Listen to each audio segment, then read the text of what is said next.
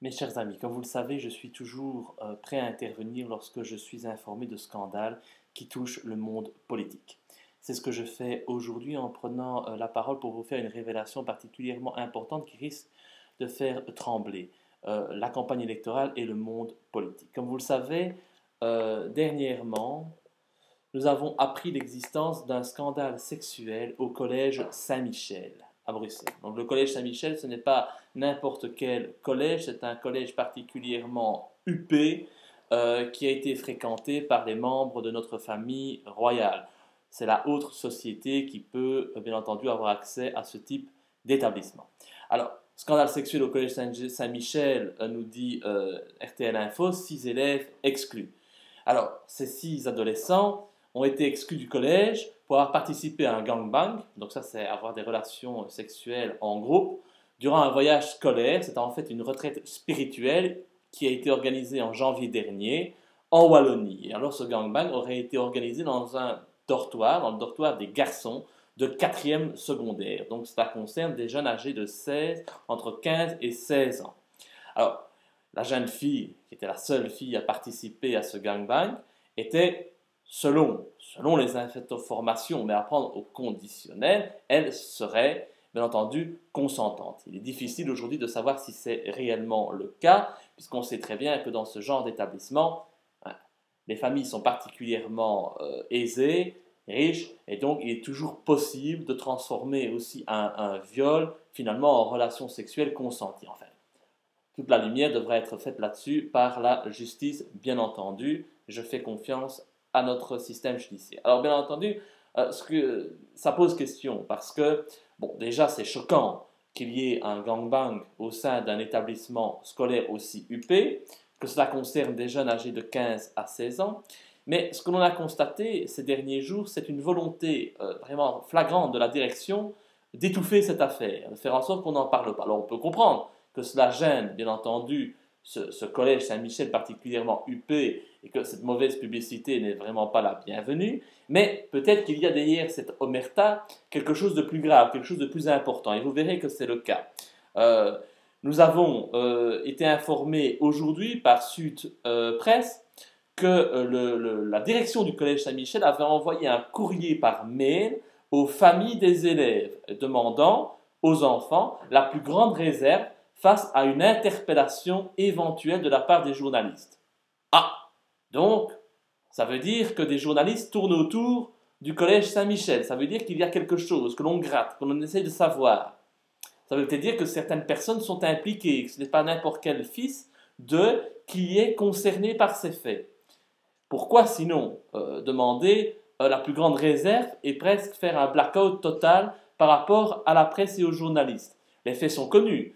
Ils ont éclaté dans la presse depuis quelques jours. Donc, pourquoi avoir invité les élèves à la plus grande discrétion? Et je lis, face à la tempête médiatique qui s'abat sur le collège, les élèves sont encouragés à la plus grande réserve face à une interpellation éventuelle de la part des journalistes ce lundi et les autres jours de la semaine.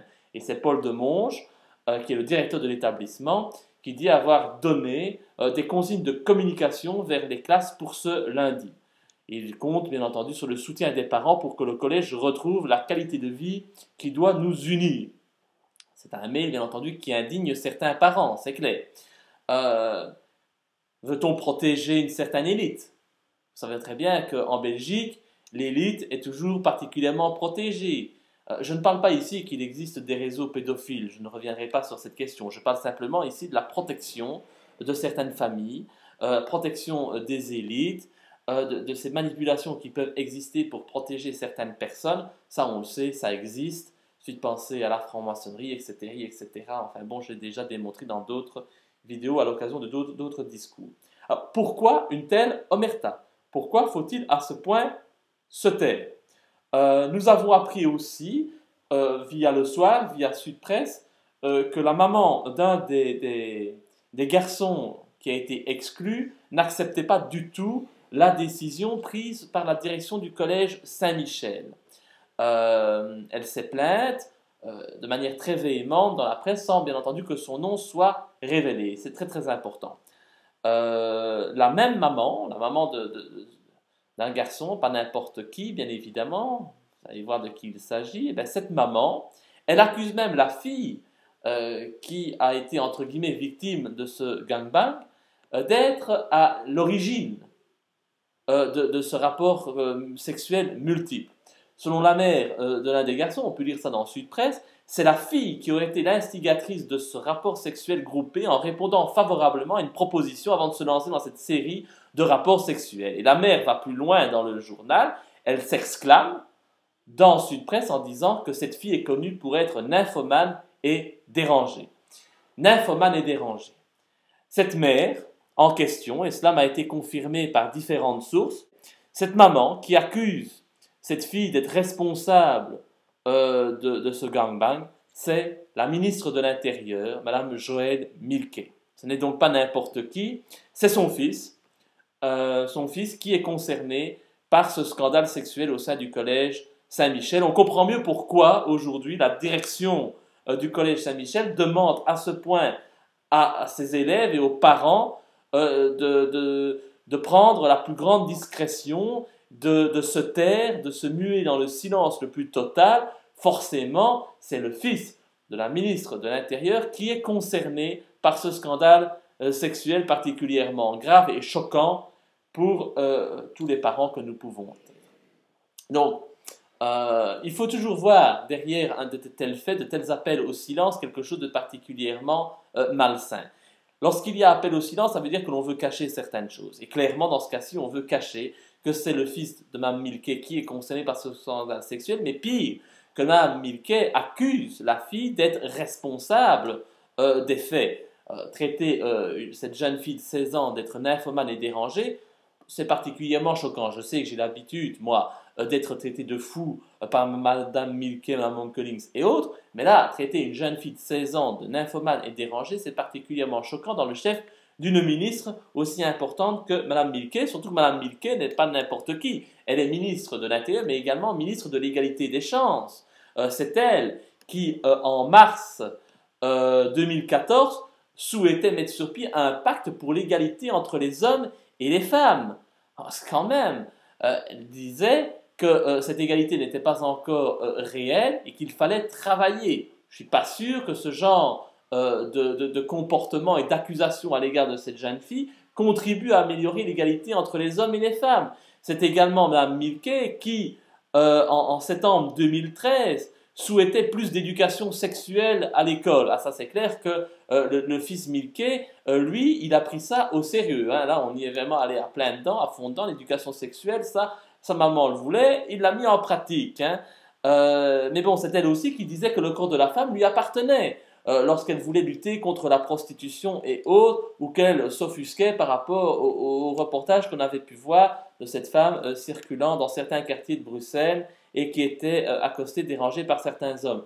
On se rappelle aussi que Joëlle Milquet a été assez véhémente par rapport aux familles et aux mamans, surtout de ces jeunes Belges qui partaient en Syrie pour faire, soi-disant, le djihad. Elle avait accusé les familles de ne pas assez bien éduquer leurs enfants et que ce manque d'éducation était à la base de ce départ vers la Syrie. Je crois que là, Mme Milquet devrait, en priorité, au lieu de donner des leçons d'éducation aux familles musulmanes ou autres, quand même se concentrer sur l'éducation de ses propres enfants, parce que là, on constate quand même que ça laisse fameusement à désirer. Je sais pas moi, le fils d'une ministre fédérale qui participe à un gangbang au sein de son collège, ça fait particulièrement mauvais genre, surtout pour une ministre comme Mme Milquet, qui est une ministre CDH, présidente du CDH, le Centre démocrate humaniste, ancien parti social chrétien.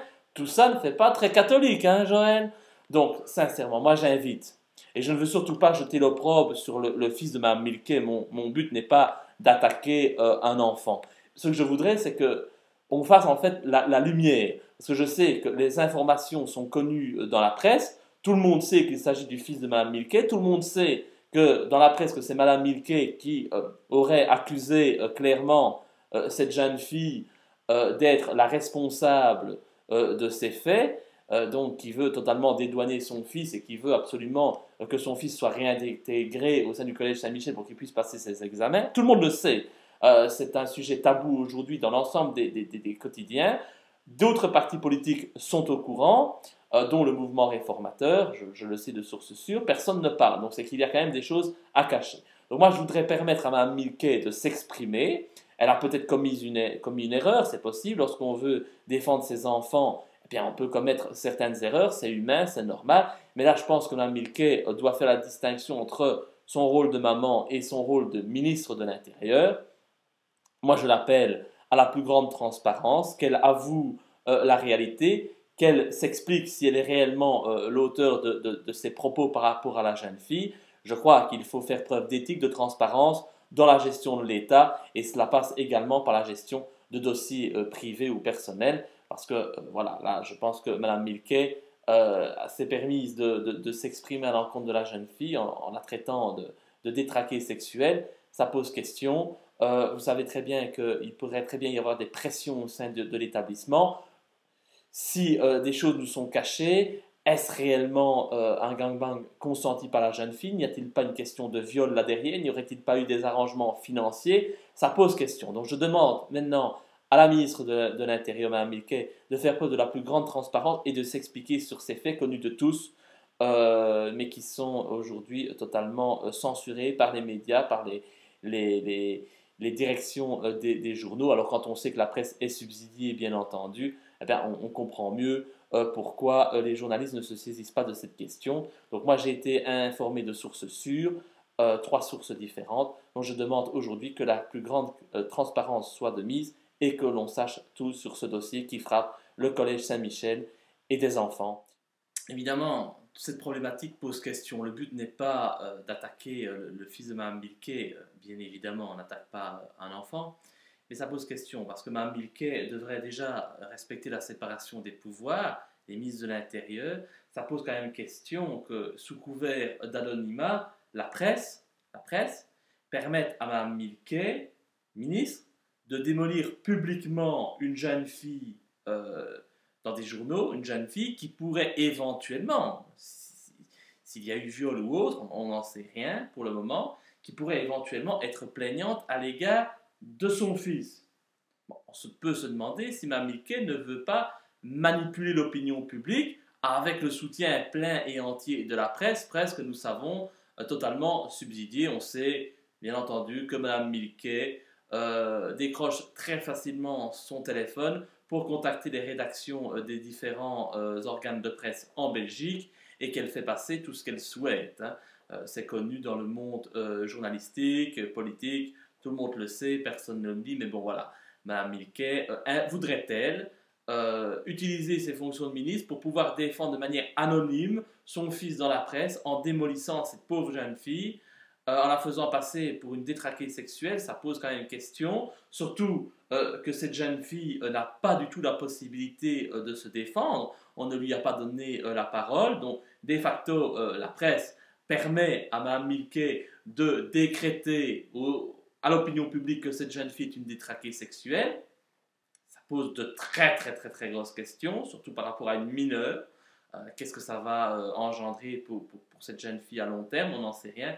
Être cassé comme ça publiquement, ce n'est jamais très agréable. Donc, maintenant, on doit se demander pourquoi aussi je suis mis en disposition de telles informations. On ne peut pas dire que je sois particulièrement l'ami des médias, l'ami de la police ou quoi que ce soit, puisque j'ai quand même pas mal de difficultés et qu'on veut souvent me faire passer pour une crapule, ce que je ne suis pas et ceux qui me connaissent le savent. Donc, ce que je peux dire, c'est que déjà, lors des incidents que nous avons connus en marche du congrès de la dissidence et la répression policière dont nous avons fait l'objet, déjà, de nombreux policiers se sont excusés à mon encontre des ordres qu'ils devaient respecter venant de leur hiérarchie et surtout venant du ministre de l'Intérieur ou des bourgmestres en question qui étaient concernés. Donc c'est déjà un signe important, c'est de voir des policiers qui s'excusent de devoir exécuter des ordres. C'est assez amusant, c'est assez interpellant. Ce qu'il y a aussi, c'est si je suis comme ça mis en information de ces faits, si on me communique ces faits, c'est parce que la police, en fait, elle est outrée. Elle en a ras-le-bol de voir que des personnalités sont protégées dans notre pays. Elle n'accepte pas que certaines personnes soient au-dessus des lois. La police aujourd'hui, si elle m'informe de ces faits, c'est parce qu'elle est outrée de voir qu'il y a des manœuvres d'étouffement de cette affaire qui sont mises en œuvre, qui ont lieu, et c'est pour ça que j'ai l'info aussi, parce qu'il faut le reconnaître. Hein. Dans un monde politique totalement amorphe, où tous les responsables politiques ont décidé de jouer ami-ami, de bien s'entendre pour s'octroyer une place au soleil, eh bien je suis le seul aujourd'hui à être crédible et à oser dénoncer de tels faits, de tels comportements. Les comportements de la ministre de l'Intérieur dans ce dossier sont particulièrement interpellants, ne fût-ce parce qu'elle ne respecte pas la séparation des pouvoirs.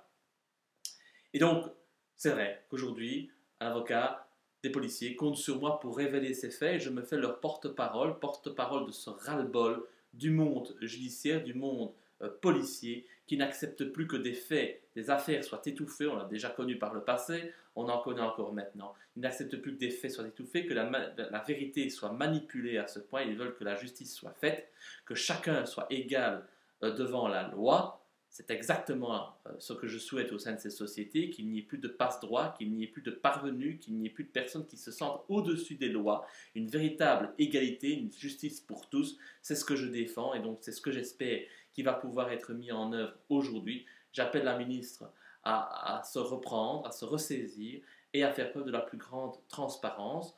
Tout le monde peut commettre bien entendu des erreurs lorsqu'il s'agit de protéger sa famille, ses enfants.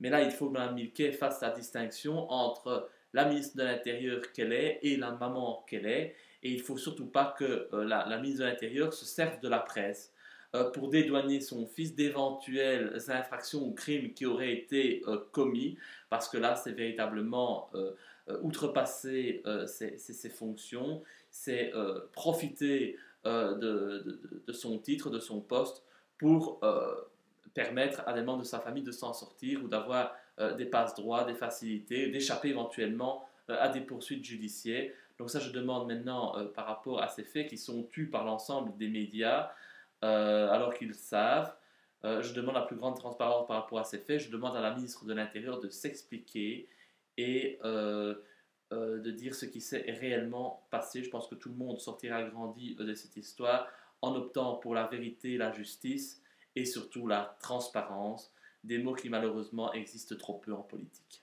Je vous remercie.